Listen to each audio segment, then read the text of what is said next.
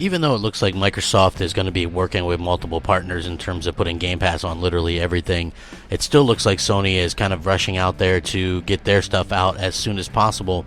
They want to be out there. They want to be doing things. They want to be, making names and for themselves, and they want that more traditional piece of the gaming pie, and I think that's exactly where this sort of comes in, and it is very interesting to see this sort of come about, and I think it's going to be a good video because there's been some leaks and things like that, and it looks like Sony isn't taking Microsoft lightly. So despite the fact that it looks like we're going to be seeing Game Pass on PlayStation and Nintendo going forward, Sony still wants to go out there and kick butt and have a really big console and a great console as well. They're not just going to sit back and let Microsoft come out with an amazing, powerful console and not do anything about it. So this is going to be a very interesting video.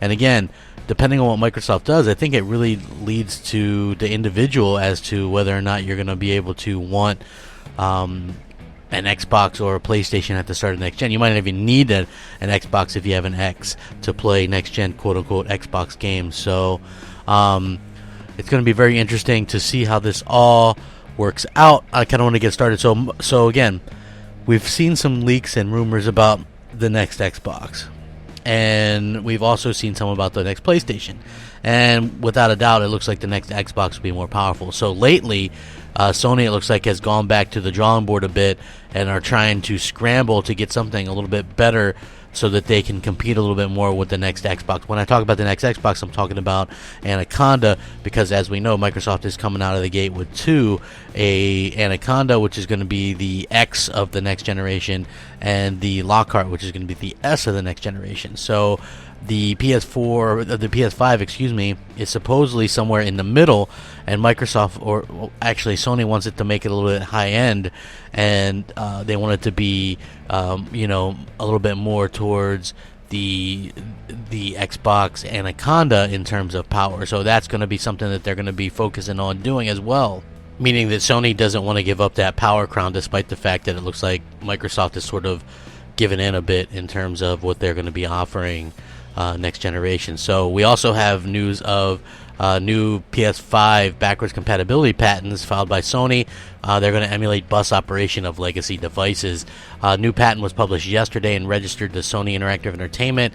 It further lists one of the inventors, Mark Cerny, the PS4's architect, who is actually assumed to be leading development of the PS5 as well. The title of the patent is Simulation of Legacy Bus Operation of Backwards Compatibility, which, when you put all the clues together, means just one thing. The patent was registered alongside the previously reported method, which was published almost a month later.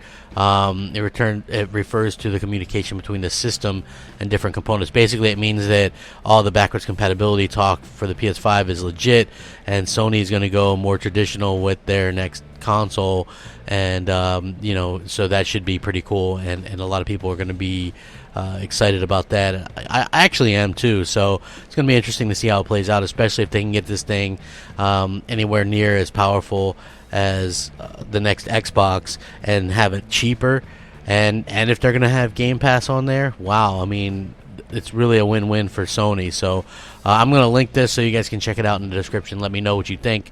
Thanks for watching. Rack 'em up. Crapgamer out.